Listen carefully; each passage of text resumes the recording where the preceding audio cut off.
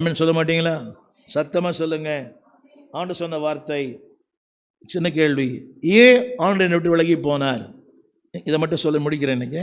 ஏன் என்னை விட்டு விலகி? நம்பர் ஒன் ஒன்றாம் வசனம். ஆசாரியர்களே இதை கேளுங்கள், இஸ்ரவேல் வம்சத்தாரே. எல்லாம் பாருங்க, தேவனுடைய பிள்ளையா இருப்பது மிகப்பெரிய ஆசீர்வாதம்.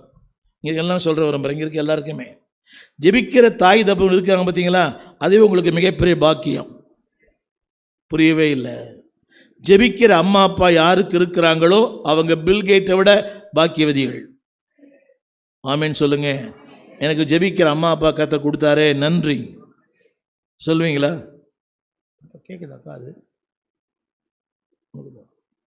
சொல்லுங்க. ஜெபிக்கிற ஒரு அம்மா அப்பா கொடுத்துறாரு, ஜெபிக்கிற ஒரு கணவனை கொடுத்தாரு, ஜெபிக்கிற மனைவி கொடுத்தாரு, எனக்கா ஜெபிக்கிற ஒரு சபையை கத்தர் கொடுத்தாரு.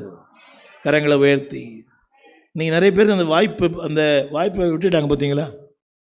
ஜெபிக்கிற மனைவி இருக்கிறா. நீங்கள் நிறைய பேர் சண்டை போடுற மனைவி தான், ஊர் சுற்றுற மனைவி தான். நான் டெய்லி ஆட்டோவில் போகும்போது எந்த ஆட்டோக்காரோடு நான் பேசாமல் வர்றதே இல்லை. நேற்று கூட, ஐயா சம்பாதித்து கொடுக்குறேன், உழைச்சி கொடுக்குறேன், அவள் ஊதாரியாக இருக்கிறா. 3 வேளையும் ஹோட்டலில் சாப்பிட்றையா, காலேருந்து ராத்திரி வரைக்கும் உழைக்கிறேன், 3 வேளையும் ஹோட்டலில் சாப்பிட்றையா, ஒரு சோறு கிடையாது, ஒரு அன்பான வார்த்தை இல்லை, ஊதாரித்தனமாக இருக்கிறா. இதில் யோசித்து பாருங்க. அப்படிப்பட்ட உலகத்தில் ஜெபிக்கிற ஒரு மனைவி, ஜெபிக்கிற ஒரு கணவன், ஜெபிக்கிற ஒரு பெற்றோர் எவ்வளோ பெரிய பாக்கியம். அந்த முதல் வார்த்தையே பாக்கியமான வார்த்தை. எந்த வார்த்தை?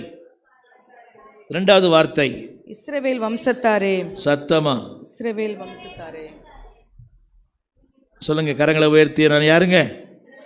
நான் ஜாதி பற்றி கேட்கல. I don't care about your cost. நான் யாரு? கரங்களை உயர்த்தி கவனிங்க. அந்த நிலைக்கு அந்த இடத்துக்கு என்னை கொண்டு வந்தாரே, அதுவே எனக்கு பெரிய பாக்கியம். என்னை அம்பானி ஆக்கினாரோ, அதானி ஆக்கினாரோ, பில்கேட் ஆக்கினாரோ இல்லை, அந்த இஸ்ரவேல் வம்சத்துக்கு என்னை சொந்தக்காராய் மாற்றியிருக்கிறார். அந்த ஆபிரகாம், ஈசாக்கு, யாக்கோப் என்கிற அந்த வரிசையில், அந்த குடும்பத்தில் என்னை இணைத்திருக்கிறாரே. கைதட்டி ஆமேன்னு சொல்லுங்க. சொல்லுவாங்க இல்லை இந்த நோட்டீஸில், தாய் வழி பேரன், தகப்பன் வழி பேரன், அந்த பேரன், இந்த பேரன் என்ன போடுறது இல்லையா உங்கள் ஊரில்? பாப்பா நோட்டீஸ் ஃபுல்லாக இருக்குது. தாய் வழி பேரன், தகப்பன் வழி பேரன், பாட்டன் வழியின் பேரன். நான் சொல்லுவேன், நான் ஆபிரகாமின் பேரன். நாமே சொல்லுவேன். சொன்ன பிறகு சொல்கிறீங்க, நான் யார் வழி வந்த பேரன்? நீ இப்படி போடுங்க. இனிமேலுக்கு இன்னும் கல்யாணம் போடவங்களாம் ஆகாத பிள்ளைகளுக்கெல்லாம் ஆபிரகாம், ஈசாக்கின் வழி வந்த